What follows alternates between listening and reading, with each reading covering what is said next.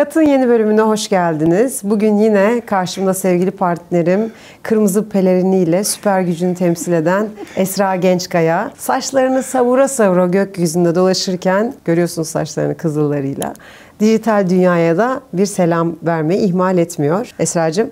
Evet, ama sen de bize aslında buraya bir Kaptan Derya misali, bütün sanatçılarına da yön veren bir kadın olarak, bir insan olarak bize tatlı tatlı esintiler de sunuyorsun tabii ki. Ama bugünkü konuğumuzun Sinem için ayrı bir yeri var. Şimdi onu söyleyeyim. Evet. Sinem özellikle Fatih'ten Ben Gamlı Hazan'ı dinlemeyi çok sever. O yüzden böyle bir heyecan vardır diye düşünüyorum birazcık. Bugün yanımızda hem sahnelerin hem de stüdyoların gönülleri fetheden hem sesiyle hem hayata karşı duruşuyla hem herkese verdiği destekle müthiş bir insan, müthiş bir insan. Sevgili Fatih Ertür bizimle beraber. Teşekkür ederim.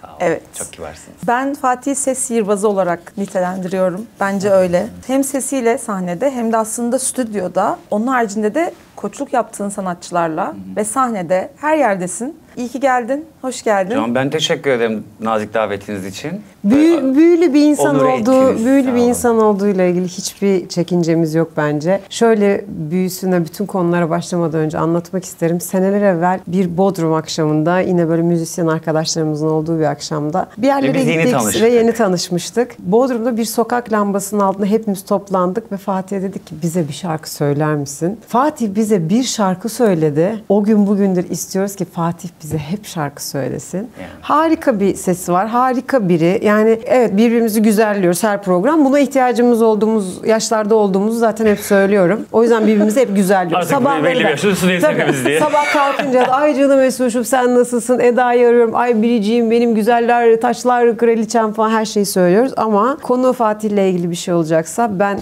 gerçekten ondan çok fazla şarkı dinlemekten zevk alıyorum ve Gamlı Hazan benim gerçekten favorim her zaman. Şimdi Fatih'e dönecek olursak bizi neler bekliyor, neler oldu bu kısa şeyde, önce bir toparlama bilgileri alalım, sonra seni sorularımızla bunaltalım falan diye. Estağfurullah, baş üstüne. Sağ olun, teşekkür ederim tekrardan. Neler oldu, neler bitti? Genel hayatımla alakalı herhalde soruyorsunuz. Özel hayatıma çok girmek istemiyorum çünkü yok. Olsa anlatalım. Tek programı ona ayıralım mesela. Ama yok. Şimdi genel olarak işin şakası işte bildiğiniz gibi, senin de dediğin gibi işte stüdyolar, konserler falan devam etmeye çalışıyoruz elimizden geldiğince. Ses sihirbazı kısmına da ekstradan teşekkür ederim. Yani bildiğimizi elimizden geldiğince anlatmaya çalışıyoruz. Öyle çok iddialı değiliz. Çünkü piyasada çok iddialı insanlar, gerek yok. O yüzden elimizden geldiğince diyelim, bildiğimizi karşı tarafa aktarmaya çalışıyoruz. İyiyiz çok şükür. Bu noktaya girmişken bu yaz başlayan Ferdi Özbeğen hikayesini de bize çok kısaca anlatır mısın, sonra detaylandıralım? Tabii. Şimdi öyle bir şey oldu ki aslında hiç öyle bir şey yoktu aklımızda. Ama ben Ferdi Özbeğen'in şarkılarını her zaman çok severim. Söylemeyi de severim, dinlemeyi de severim. Bodrum'da Zahi'de Zuhal Hanım'la konserlere gitmeye başladık oraya. Zuhal Olcay'la. Ve ben arada 2 tane 3 tane Ferdi Özbeğen şarkı söylüyorum. Yani öyle kasıtlı olarak işte Ferdi Özbeğen şarkısı olsun. Bir proje olarak çıkmış bir şey değil de kendiliğinden yani, gelişmiş. Zuhal Hanım kıyafetini değiştirdiğinde ben 2-3 tane Ferdi Özbeğen şarkısı öyle denk geldi yani. Öyle bir sıralama falan. Sonra dediler acaba Derya Hanım var. Ferdi Özbeğen şarkıları gecesi falan mı yapsak burada falan diye Mustafa Bey'e söylemiş. Sevgili menajerime selamlar, saygılar olsun. Bekliyoruz Mustafa Bey'i. Aynen. Dedi ki yani haftaya yapalım mı ya da 10 gün sonra dedim. Tamam biliyorum, bakayım 15-20 biliyorum tamam olur dedim. Ve böyle bir anda Ferdi Özbeğen gecesi olsun diye bir konsept çıktı ve çok da güzel oldu. Şimdi tabii sadece şarkı olarak düşündüler ama ben oturdum dedim ya, sadece şarkı söylemek olmaz yani. Bu adamı birazcık da tanıtalım. Yani tanıtalım derken tanınmaya değil de bilinmeyen hikayesini biraz anlatalım dedim. Sonra ben şarkıları hikayeleştirdim. Yani doğumundan ölümüne kadar bir senaryo yazdım. Kendi hayatıyla alakalı 6-7 tane belgesel izleyip bir hikayeleştirdim onu ve hikayeye göre şarkıları yerleştirdim. İşte bir dönem arkadaşları sırtını dönmüş, işte Eskimeyen Dost şarkısını söylüyor. Hikaye anlatıp Eskimeyen Dost şarkısını söylüyoruz. İşte bir aşk hikayesi olmuş. O öyle bir hikayeleştirdik ve böyle çok da sevildi. Devam etti. Bakalım inşallah İstanbul ve genel Türkiye ayağında da bir şeylerini yaparız. Çok güzel İnşallah, bir proje. merakla bekliyoruz. Biz de. Evet. Biz de çok meraklıyız. Bu programda şarkıları hikayeleştirme sürecinde aslında senin o Ferdi Özbeğen şarkıları içerisinde hangisinde kaybolduğunu hissettin? Geçmiş zamanlarda çok telif hakları davası olmadığı için aslında herkes o şarkıyı söylemiş albümlerinde mesela. Direkt spesifik olarak şimdi biz işte Gündüzüm Seninle'yi mesela Ferdi Özbeğen'den hatırlıyoruz. İşte Büklüm Büklüm falan ama bunlar birçok kişinin albümünde var. Ferdi Bey'in de söylediği ama benim de en çok sevdiğim mesela ben Neden Saçlarım Beyazlanmış arkadaşı çok seviyorum. Bir de onun benim Kıbrıs'tan bir hikayesi var. Orada ayrı bir şeye bürünüyorum diyeyim. Sizin için ses sihirbazı diyorlar değil mi? Nasıl bir şarkıydı o? Tam bir şey yapamadım ben. Hangisi? Az evvel Neden saçların evet, mı? nasıldı? Çok küçük ama nasıldı? Tam aklıma gelemedi şu an. Yani nakaratından mı hatırlamak istersiniz başından mı? Siz nerede iyi hissederseniz biz oradayız zaten. Bir zamanlar ben de deli gibi sevdim. O bana dert, ben ona mutluluk verdim. Yıllardır soruyorum bu soruyu kendime. Ya Rabbim bu dünyaya ben niye geldim? Ya sonra yani Allah'ım yarabbim ya. İnanılmaz. Hep bu soruyla yaşıyoruz ya. Neden geldim? Yani belki de ondan dolayıdır da işin şakası. Senin İstanbul'a gelişin nasıldı? Öğrenin İstanbul'da mıydı? İkinci okulum İstanbul'daydı. Yani ben Viyana'dan geldim. Yani Kıbrıslıyım zaten bildiğiniz üzere.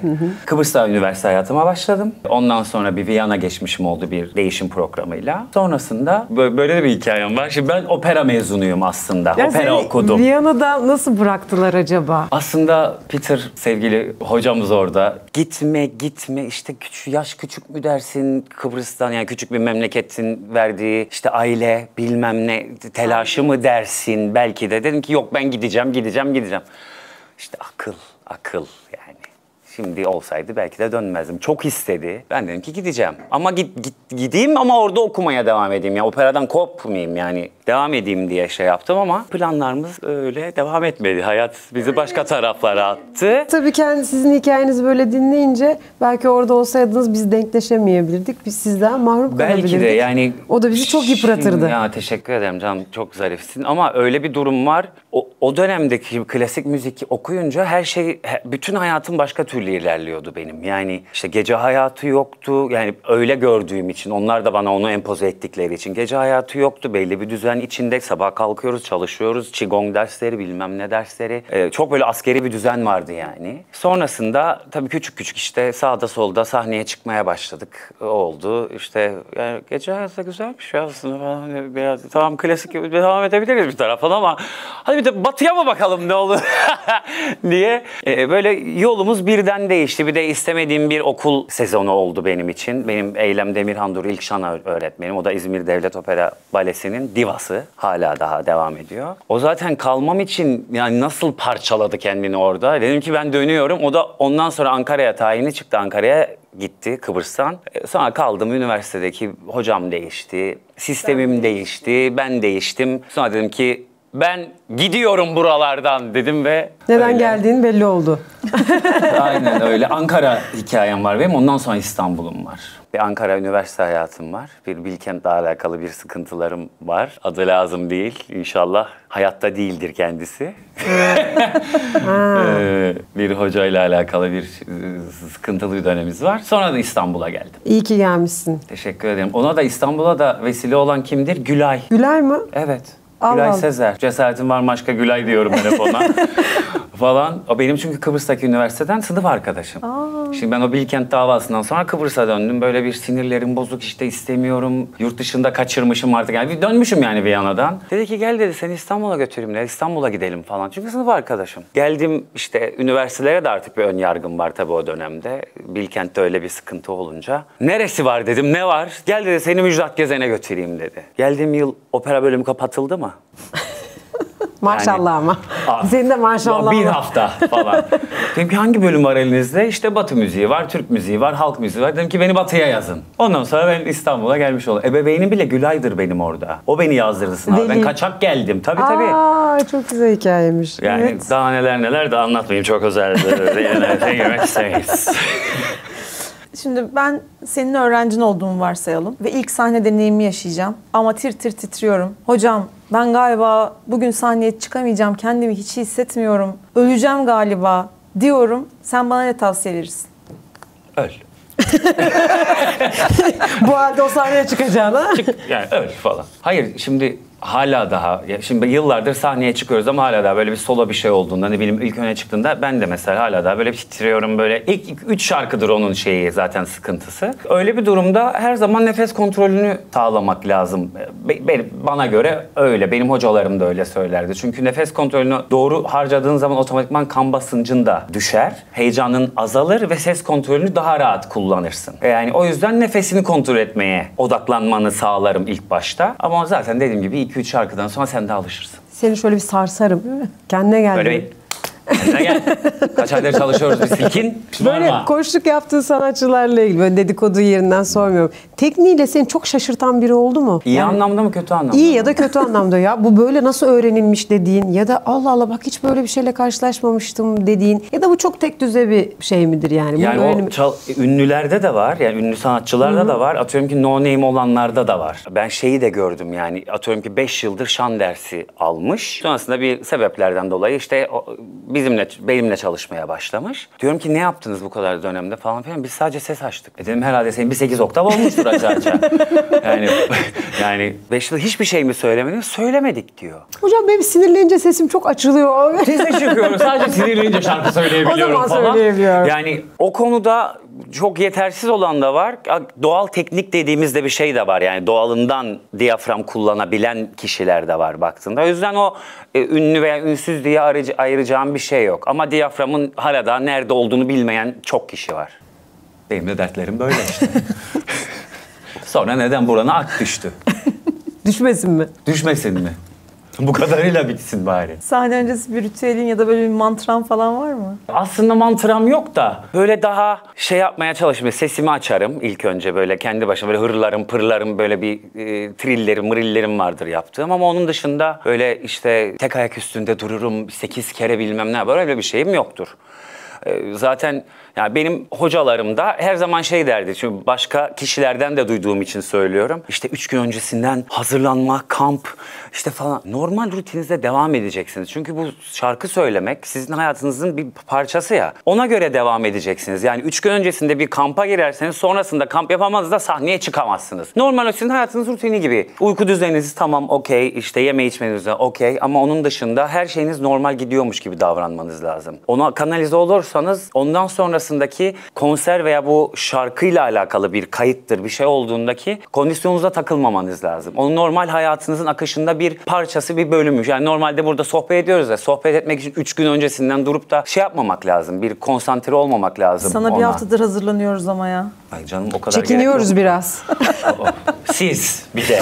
Ya Hiç inandırıcı gelmedi. Şeyi merak ediyorum. Yani bu tabii sıradaki sorum olmadığı için biraz kafa karışıklığına sebep olabilir ama şimdi sen aslında profesyonellere vokal koçluğu yapan, onlara bir yöntem, yol çizen bir taraftasın. Bir yandan da kendi kariyerin var. Kendi kariyerinle ilgili kendi koçluğunu yaptığında burada bütün diğer profesyonel aşamaları düşündüğünde neyin eksik olduğunu düşünüyorsun bazı kademelerin? Benim.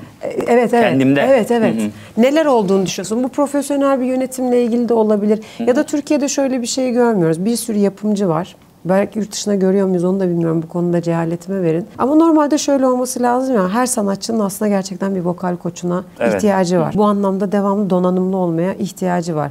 Ben zannetmiyorum ki çok kendi bireysel çalışmaları dışında bunu bir ritüel haline getirmiş, bu anlamda destek alan çok piyasa genelinde çok fazla olduğunu düşünmüyorum. Evet, yani kuaförümüz vardır, dansçımız vardır, make-up'ımız vardır ama bu tarafta bunu mesela neye bağlıyorsun? Bu ilk sorum olsun. Bunu böyle yok saymayı. İkincisi kendi kariyerinle ilgili de planlama yaptığında en zorlandığın yer ve Fatih'e dönüp ya ben nerede hangi boşluğu doldurmam lazım dediğin yerde koç olarak ne söylüyorsun Fatih'e? Tamam. Şimdi ilk birinci sorudan başlayalım. Bizim genel olarak ülkemizde bir özenme vardır. Yurt dışındaki sanatçıların hayatlarına, sahne şovlarına. Ama sadece özenmek vardır. Yani mesela oradaki dansçılar konser öncesinde gidip de bir dans provası yapacağında kendi de dans etmek için provaya gider. Bizimkiler dansçılar ne koreografi yapacağını izlemek için gidiyor.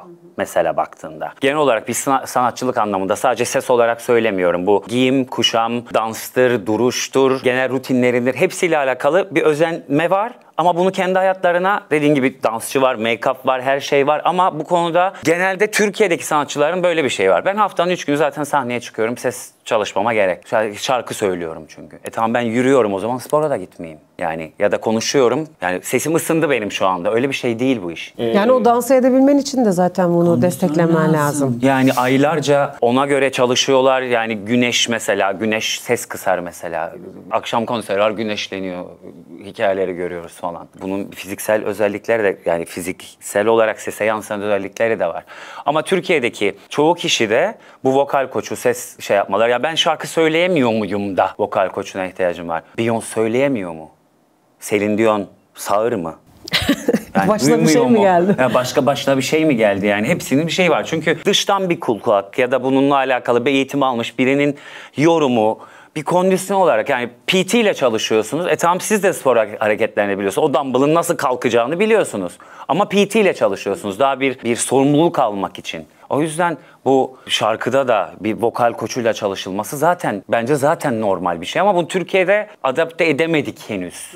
Yani birine vokal koçuyla çalışıyorum dediğinde, yani şarkıda söyleyemiyor mu da vokal koçu? Hayır, öyle bir şey değil. Yani bu dışarıdan bir kulak, dışarıdan bir ses olarak zaten olması gereken bir şey.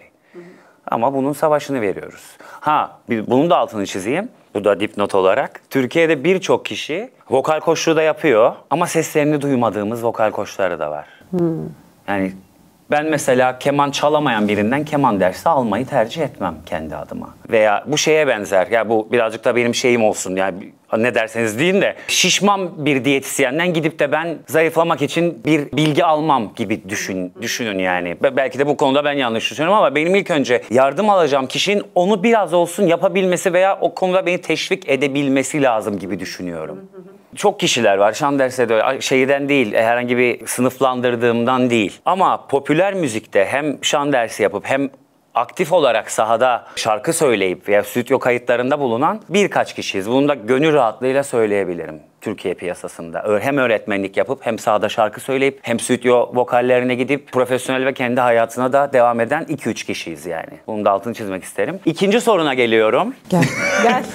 İkinci soruna geliyorum. Zannettim, hatırlatacaktım. Tam onun hamlesini yapmıştım, biliyor musun? Asla unutmaz. Bir yengeç asla unutmaz. Ben biraz geç aslında ön tarafta olmayı tercih ettim. Yıllarca ben hep işte background'da olayım, hep mutfak tarafında olmayı tercih ettim. İşte Türkiye'deki yapılan çoğu şarkı yarışmasında da hep işte vokal koçlukları, işte orkestralarda olayım falan. O da belki benim tercihim tabii ki. Başka biri zorla bana arkada duracaksın falan demedi ama öğretmek veya elimdekini de karşıdakiyle paylaşmak bana güzel geliyordu o zaman. Hala daha da geliyor da şimdi birazcık daha önde olma kısmına geleyim. Ben çok duygusalım ve şimdi şey vardır ya, yap.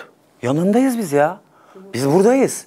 İstediğin zaman destek oluruz. Onu yaparız, bunu yaparız falan filan. Bir de onunla karşılaşmamak için belli bir yıl geçmesini bekledim. Çünkü çok üzülecektim ki belli yıllar geçtikten sonra bile öyle olduğu için ilk başlarda gerçekten üzüldüm. Ne oldu, hadi yapıyoruz ama döndük baktık. Kimse yok. Ya kimse yok. Tamam, okay. Ya kimseden biz beklentiyle zaten başlanmadı bir şeylere. Başlamıyoruz ama yine de o kadar attınız tuttunuz, bari bir manevi desteğinizi görelim ya. Bir omuzumuzu bir sıvavlayın. Evet ya, güzel olmuş. Ya da evet, bu konuda ben sana yeterince yanında olamadım ama hissettir bana onu. Ben de bunu şey yapayım. Çünkü dediğim gibi her şey bulunur ya. Alternatifi vardır zaten her şeyin. Ama ben manevi olarak dostlarıma, arkadaşlarıma çok bağlıyım mesela. O yüzden onu görmeyince daha da üzülürüm diyerekten çok uzun bir sene şey yapmadım. Bir dijital bir şey çıkarmadım, göz önünde olmadım falan. Hep arka tarafta çalışmaya devam ettim. Ama yavaş yavaş artık önde olmaktan da mutluyum. Bu milyonlara ulaşır, ulaşmaz. Kim bilir, 100 kişi olsun, benim olsun dediğimiz dava yani. Doğru, çok güzel. Çok güzel anlatıyorsun. Ben de böyle programda, özür dilerim ama şöyle dinliyorum gibi. Ben Fatih dinlemekten çok zevk alıyorum arkadaşlar. O yüzden kusura bakmayın. Ne kadar dolmuşum ki böyle köpükler gele konuştum. Köpükler gele. Estağfurullah. Sahnede çok iyi gözüküyorsun. Teşekkür ederim canım. Hani çok naifsin zaten. Tavrın da bizim çok hoşumuza gidiyor ve gerçekten seni sahnede gördüğümüzde o tavrı görüyoruz. Ama Sinem de ben de biliyoruz ki senin içinde hınzır, biraz ufak yırtık bir Fatih var. Sahnede hangi şarkı o diğer Fatih'i bize anlatır sence? Aslında spesifik bir şarkıyla onu şey yapamam da o deli tarafı da aslında ben normalde de böyle çok gülerim, eğlenirim, çok böyle şakalar bilirsiniz zaten, siz çok iyi bilirsiniz çünkü onlar beni çok iyi tanır. Ben belki de o bir savunma mekanizmasıydı yıllar içinde ama ben gerçekten bir deli tarafım var benim ama olabildiğince zor durumlarda veya böyle bir kriz durumunda diyeyim daha doğrusu olabildiğince çok sakinim. Ya inanılmaz. Biriyle kavga etmem mesela. Ben çok dediğim gibi çok yırtık görünürüm ama birine ağız ağız asla kavga etmem. Öyle bir şeyim asla yoktur. O benim 2-3 şarkıdan sonra şarkının psikolojisine göre değişen bir şey o. Yani değişimi de gösterdi. bir anda yani böyle bir anda böyle bir modum çok hızlı değişir benim. Yani etkiliyor mu seyirciler senin bu modunu? Hemen etkiler. Hemen etkiler ve gözüm takılır ya. En arkadakine bile gözüm takılır. Vokalde veya solo söylememde de hiçbir fark yoktur. Yani gider onu ininden çıkarırım yani. O görürüm onu orada. Ve ona takılırım. Onun böyle daha canlanması için de böyle affedersiniz böyle yırtarım bir taraflarımı yani. Böyle bir katılsın veya bize eşlik etsin diye. O yüzden delilik baki. Senin bu kadar profesyonelliğin içerisinde dinlemekten aşırı zevk aldığın ve her anlamda senin o bilir kişiliğine cevap veren bir sanatçı kim var? Bu yayınlamak zorunda değiliz, sadece merakımdan soruyorum. Bu şey değil canım aslında. Yani spesifik olarak ben bunu dinlerim.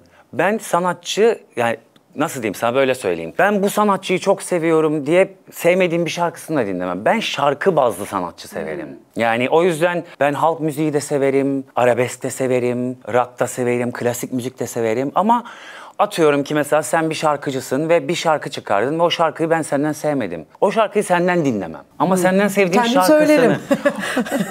Her Kendim türlü. söylerim. Yok hayır canım, her şarkıyı... Yani iyi bir şarkıcı olmak aslında bir şarkıyla da alakalı olan bir şey. Yani daha doğrusu yanlış söyledim. Her şarkı herkese yakışmayabilir.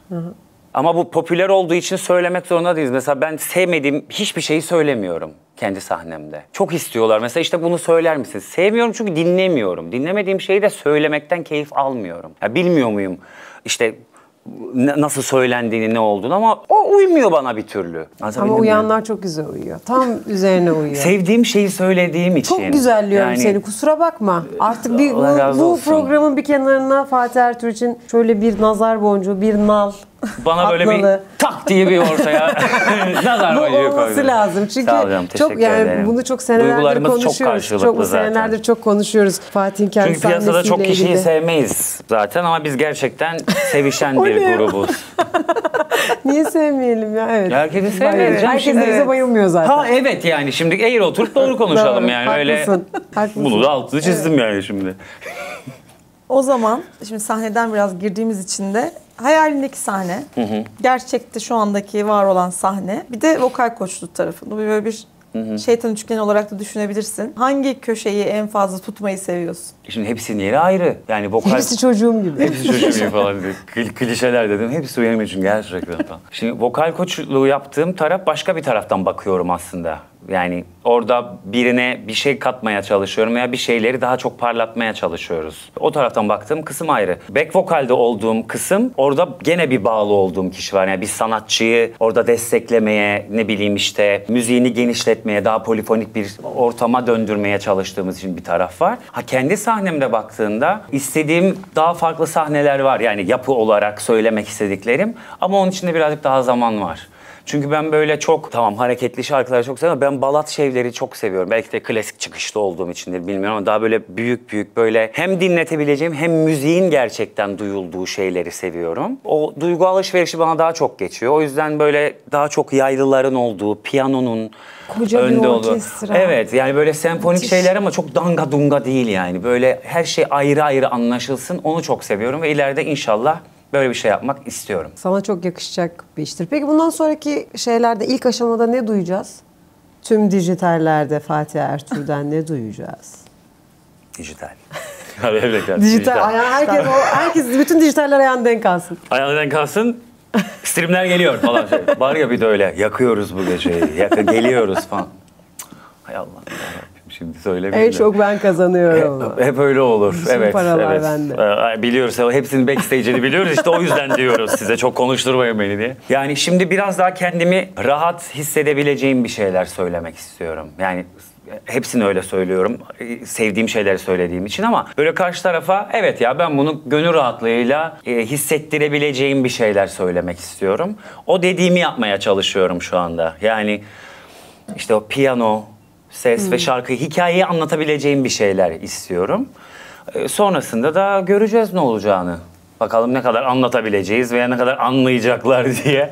Ya bence bu programdan sonra herkes seni birazcık olsun anlayacaktır. İnşallah. Yani inşallah. bütün herkesin Elimden geldiğince anlatmaya çok çalışıyorum inanıyorum. ama. Herkesin emeklerinin karşılığını alacağı bir süre var. Çünkü bence bazıları gerçekten bu uğurda çok çalışıyor ve emek harcıyor. Bazen bazı sistemler bizi bunun dışına atıyor. Kendimizi iyi Tabii, hissettirmiyor. Yaptığımız şeyleri boşa gibi olduğunu varsayıyoruz. Bazen egolar devreye giriyor ama Tabii ki, tabii ben ki. şuna çok inanıyorum. Bir adalet sistemi olduğuna, kendi dengesinde hayatın ve emeklerin karşılığını olacağına çok inanıyorum ve senin arzu ettiğin gibi o büyük sahnelerde seni izleyeceğimiz günü İnşallah canım, inşallah. ya da en yakın zamanda Fatih Ertuğrul'un Ferdi Özbeğen projesini mutlaka gidip izleyeceğim günün hayalini kuruyorum şu anda. İnşallah, inşallah. Onun için şeyler var işte, görüşmeler var inşallah. Güzel olur. Bir tekrar altını da çizeyim. Yaptığın şeylerden bugüne kadar işte keşke bunu yapsaydım da falan öyle bir durumda değilim. Yani olduğum yerden mutluyum. Başkalarının hayalini yaşıyorum şu anda. O yüzden nankörlük olur. Yani şey yapmak, bir sürü arkadaşımız, dostumuz, sanatçılar, sahneler falan bir sürü şey yaşıyoruz.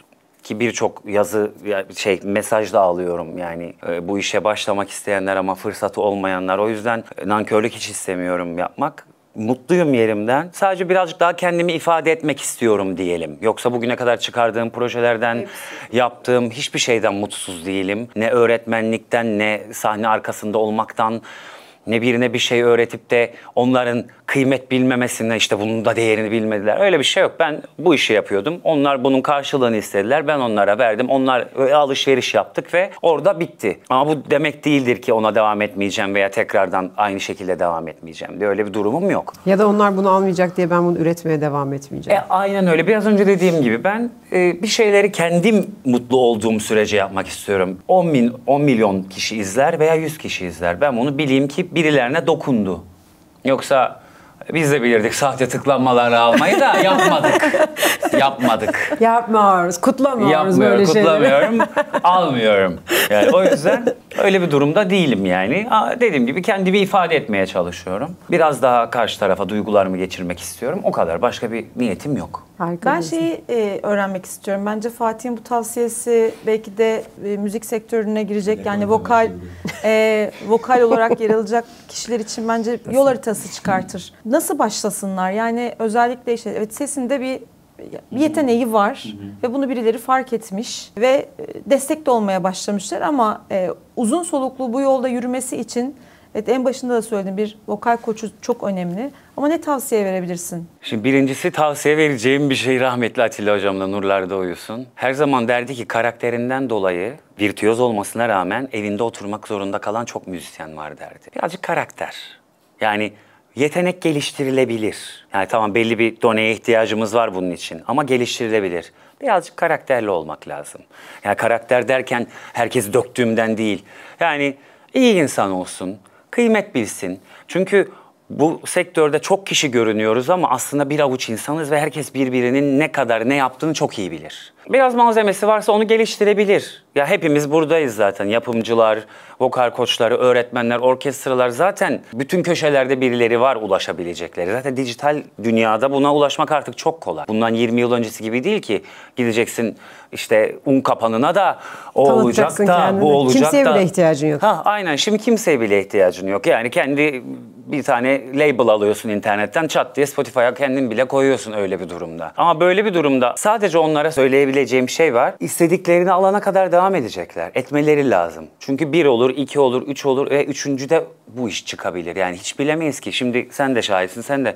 Ve 6-7 yıl sonra yıllar önce çıkarılan ve hiç hesapta olmayan şarkılar gündeme geliyor. Ne oldu? İşte bir dijital platformda öne çıktı. Kim bilebilir ki ne olacağını? Sadece dediğim gibi sabır ama dediğim gibi insanlık ya. Birazcık yani kibir. Ki bana çok kibirlisin derler bir de utanmadan. Yani...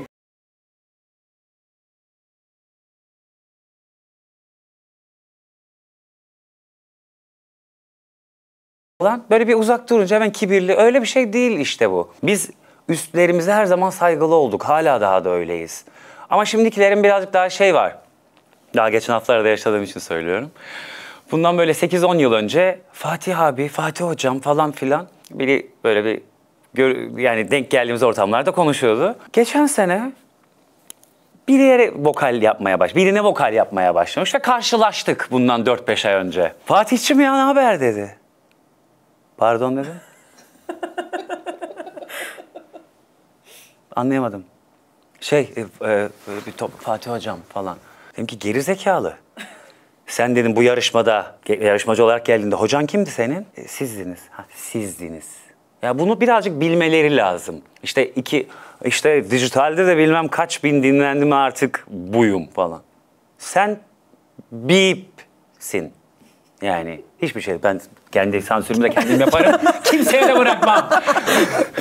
Kendi sansürümü kendim yaparım. O yüzden yani birazcık daha bilecekler. Üstleri, altları falan birazcık edep yani o konuda. Çünkü benim konuştuğu açılığı bu arada durmuyordu. Benim vokal yaptığım yanındaki bütün vokal arkadaşlarım şu anda Türkiye'nin sayılı ünlülerinden. Birazcık tanıyın arkadaş çevreniz, insanlığınız, kimle çalışıyorsunuz, kimle muhatap oluyorsunuz. Böyle bir göründünüz, 2 sahneye çıktınız falan filan. Görüyoruz işte Instagram'da. Yakıyoruz bu akşam. 3 kişi gördü. Yakmasam mı acaba? Yani ateşe yazık.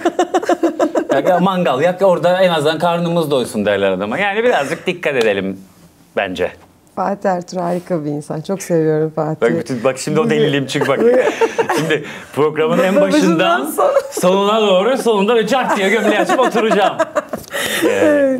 Yani gerçekten çok bu küçük camianın içerisinde nasıl olduğunu hatırladığım bir gecemiz var ama arkadaşlığımızın nasıl buraya evrildiğini bilmediğim bir çok şekilde çok güzel bir yere evrildi. Çok mutluyum seninle arkadaş olmaktan, fikir alışverişi yapmaktan, herhangi bir projeyle ilgili illa beraber yapmak zorunda değiliz ama bunu geliştirmekten, bunu amaç edinmekten çok mutluyum. Bugün bizi kırmayıp buraya geldiğin için ağlayacağım galiba değil mi? Öyle ciddiyete büründüm. Kırmayıp geldiğin için teşekkür ederim. Can, dışarıda bir Türk kahvesi ikram edip küçük bir kahve falı mı acaba? Çünkü orada konuşulması gereken şeyler vardır belki. Vardır. Backstage'de bir şeyler vardır. Ben teşekkür ederim. İyi ki geldin. Çok sağ olun. Sevgili Fatih Ertuğrul'e Kat'ın bu yeni bölümünde bizi yalnız bırakmadığı için teşekkür ediyoruz. Ve kapanış konuşması yapmak üzere süper kahraman Esra Gençkaya. Bugün biraz süper kahraman şeyi yükledi bana. Şöyle. Ne desem bilemiyorum. Gerçekten artık benim de Kelimeliğim tükendi. Sabrım sınandı. Sabırlı olmamız gerektiğini konuştuk. Çok fazla uzatmayacağım. Bize ders niteliğinde aslında bir sohbet de yaşattı. Onun söylediklerinin üzerine benim artık söyleyebilecek hiçbir şeyim kalmadı. Ona tekrardan çok teşekkür ediyoruz. Ben teşekkür İyi ki geldin. ederim. Teşekkür. Fatih'e soracaktım mottomuz ne olsun diye ama ben şimdi birazdan kahve içerken ona soracağım. O zamana kadar hala bir mottomuz yok. 3, 2, 1, kat.